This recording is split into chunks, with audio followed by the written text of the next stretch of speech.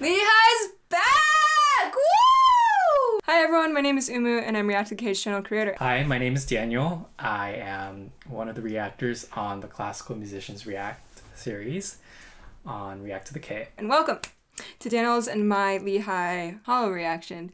This is her first release in over a year, so fans had many different theories about what the music video storyline is, and one theory in particular is that Lehi is actually with her younger self, and this younger self had tried to end her life many times, and the inner thoughts stopped her from taking her life, and told her that she could always save herself from drowning, and that being alone doesn't always mean you're lonely because you always have someone. That someone is yourself.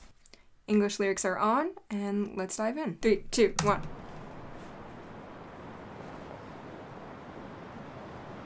Very mysterious from the get-go. Oh.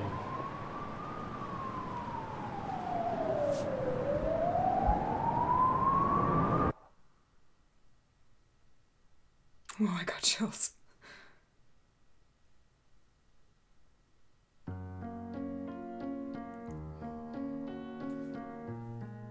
Ooh. Nice.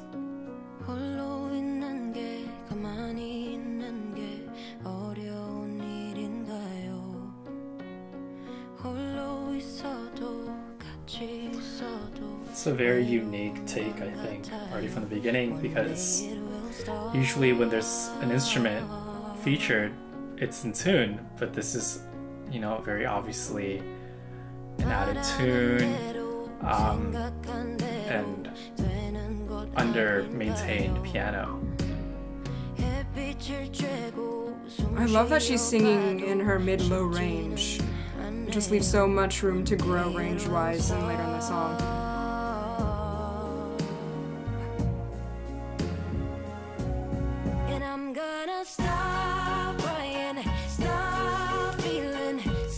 There's the 8th note piano line.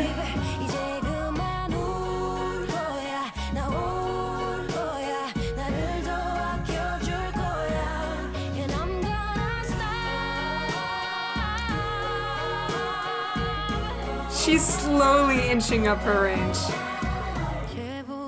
Oh, we're back down. Nice. We have this pizzicato. It's very light texture. Seems like it's like a ballad to herself, like a love song to herself.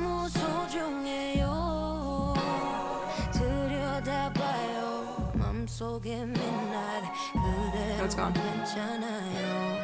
There's an offbeat, distant drum kit symbol on there.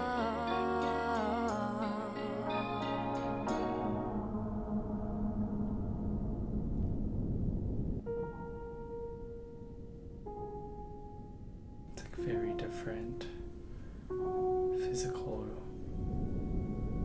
places.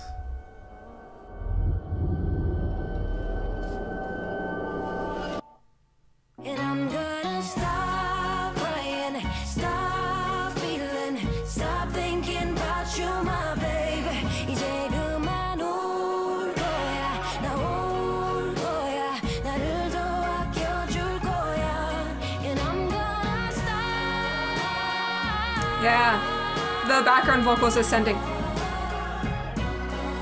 and provide some hope and movement forward. And we're back to the very beginning.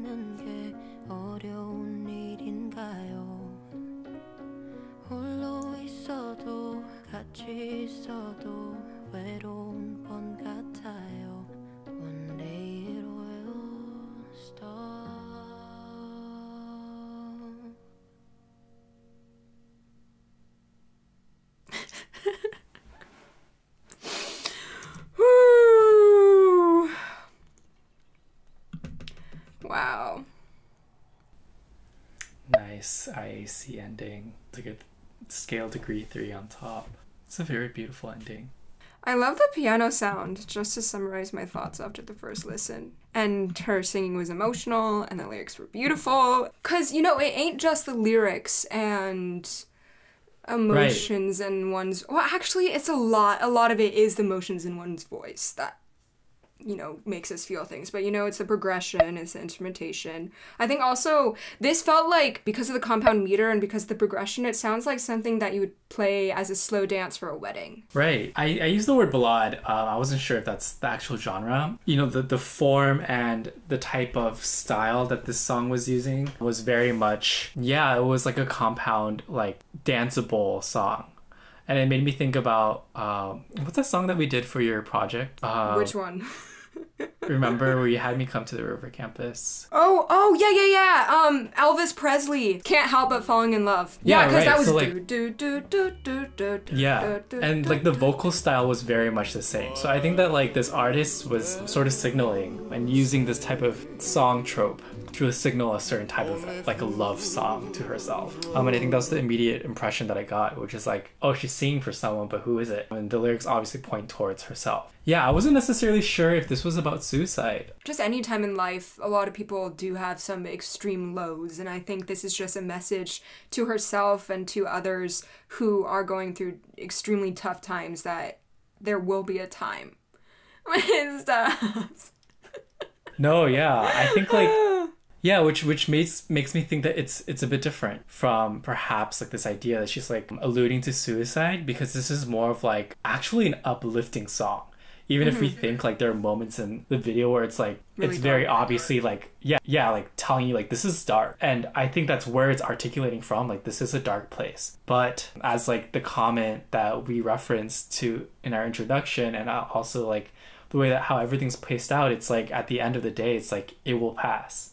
And it will be better. And it's a very much of like a, you know, self-affirming, self-loving type of song. Self-care is really important, but like not the type of like superficial self-care where you like, you know, like shove like a pint of ice cream down. You don't like actually, and this might sound like offensive perhaps, and that's not how I really mean it, but you're not trying to sedate yourself or drug yourself in any way, which has been sort of, I think, like the more like earlier sort of thinking of how self-care should be. It's like you throw a bath bomb.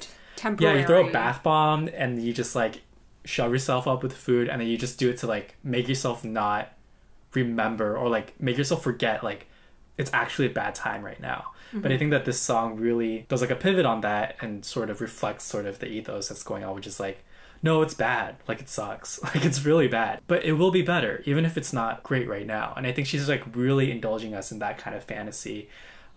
Or maybe not fantasy, but like a vision of what is to come and what can be done in the current moment, even when you are sad. Yeah. That's my sort of take on it. Yeah, and honestly, the changing of textures, I think also really helps that. Like, we have some... When in the verses, the piano is, you know, mid-low range, do, do, do, do, do, do, and then when we move to the chorus, it's really high in the register, do, do, do, do, do. It's moving faster, and then second verse, we switch to pizzicato, which is a much lighter, you know, gentler texture. So just like continuing to change, and her just moving, starting slow in her register and then moving up, and like there's always some motifs of ascent throughout that I think also really paints the message, you know, of hope, and like there will be, you know, light at the end of the tunnel. Right. That's like really interesting. I didn't even notice like, I guess like the progression of ascent that you just mentioned through like textural means. Perhaps it's intuitive in some ways where we're like, you know, you hear the piano and it's not as high. But yeah, like, you know, visually also it really mirrors that, because you see how like, you know, there's like a up and then there's like a decrease in like even like the color scheme of the visuals. It's really dark in the beginning, it's brighter, and then it gets dark again because she's like in that pool, and then she wakes up. In the moment of waking up, it's not even like a passive sort of like, oh, I'm waking up. It's more of like it's kind of eye-opening with agency. It's like, I'm going to wake up. And then she wakes up, and then she gets on that playground, and then, you know, we see it become brighter.